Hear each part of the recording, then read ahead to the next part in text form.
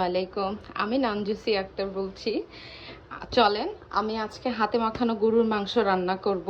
তো আপনাদেরকে দেখাই যে আমি হাতে মাখানো গরু মাংসের জন্য কি কি লাগছে। এখানে নিয়েছি পেঁয়াজ। আজকের রান্নাটা কিন্তু একদম আমি বলবো যে যারা হোস্টেলে থাকেন বা নতুন গৃহিণী বা শিলপাটার ঝামেলা করতে চান না সেই আপুদের জন্য আমি আজকের রান্নাটা করছি।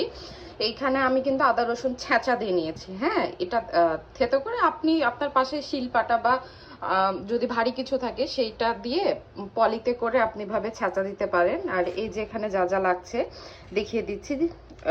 তেজপাতা, শুকনা মরিচ, তারপর হচ্ছে আপনার এটা জিরা, তারপর কালো ফল, সাদা ফল মানে এলাচ যেটা, এই যে দারুচিনি। ব্যাচেলর ভাইয়ারা যারা থাকেন, এই যে হলুদের পরিমাণটা কিন্তু মাংসের সব সময় আপনাদের মাংস কেন মানে ইচ রান্নাতে আপনার হলুদের পরিমাণটা কম দিবেন।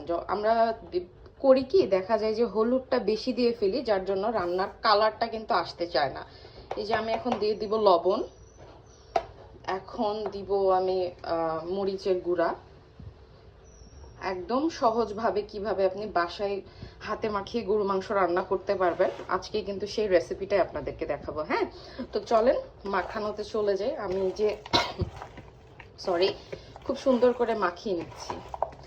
হাতে মাখানো গরুর মাংসের কিন্তু একটা এক্সট্রা টেস্ট আছে। এটা মানে আমার পার্সোনাল ওপিনিয়ন। আমি জানি না কার কি মনে হয়, বাট আমার কাছে কেন জানি মনে হয় যে হাতে মাখানো গরুর গোশ ইজ দ্য বেস্ট। এর সাথে কোনো কিছু হবেই না। হাতে মাখানো মাংসের যে একটা অ্যারোমা বা যে একটা ফ্লেভার আসে, এটা জাস্ট অ্যামেজিং বলা যায়। আপনারা কোথা থেকে আমার ভিডিও দেখছেন আমাকে কিন্তু সেটা অবশ্যই আপনারা কমেন্টসে জানাবেন। হ্যাঁ, এই যে দেখেন আমি কিন্তু খুব সুন্দর করে হাত দিয়ে মাখিয়ে নিচ্ছি।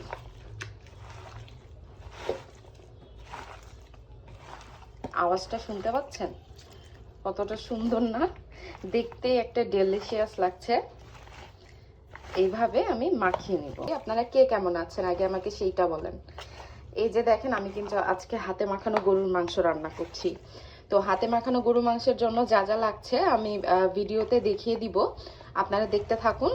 আর এই যে দেখেন আমি কিন্তু খুব সুন্দর করে মাখাচ্ছি। মাংসে আপনি যত সুন্দর করে মাখাবেন মাংস কিন্তু তত মজা হবে খেতে। দেখেন আমি মাখিয়ে নিচ্ছি একদম ঝামেলাবিহীন। হোস্টেল লাইফে যে আপুরা থাকেন বা ভাইয়ারা থাকেন, ব্যাচেলর বা নতুন গৃহিণী, নতুন বিবাহিত দম্পতি, তাদের জন্য মেনলি আমার আজকের রেসিপি যদি ভালো লাগে অবশ্যই আপনারা একটা করে লাইক দিয়ে যাবেন অ্যান্ড ফলো করতে ভুলবেন না my YouTube page Nanjusi dream, my Facebook page Nanjusi dream and my another Facebook page Nanjusi Akter Suchona. দেখেন কি সুন্দর লাগছে না? আমি কিন্তু ঝোল দিয়ে দিয়েছি মাংসে। আজকের গোশটা একটু আলু দিয়ে রান্না করেছি, কারণ আমার কাছে মনে হয় আলু ছাড়া গোশের কম্বিনেশনটা ইনকমপ্লিট লাগে।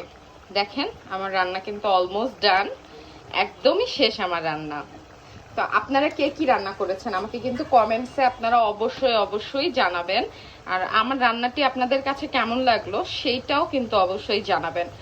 আর রেসিপি যদি ভালো লাগে এবং বাংলা রেসিপির জন্য অবশ্যই আমাকে ফলো করতে হবে। আমাকে ফলো মানে আমার YouTube page Nanjusi dream, my Facebook page Nanjusi dream and my another Facebook page Nanjusi Akter Suchona. হ্যাঁ, তো আপনারা বলেন কার কি অবস্থা আপনাদের। আমার তো নওগাঁতে এত পরিমাণ গরম, মানে গরমে অবস্থা খারাপ।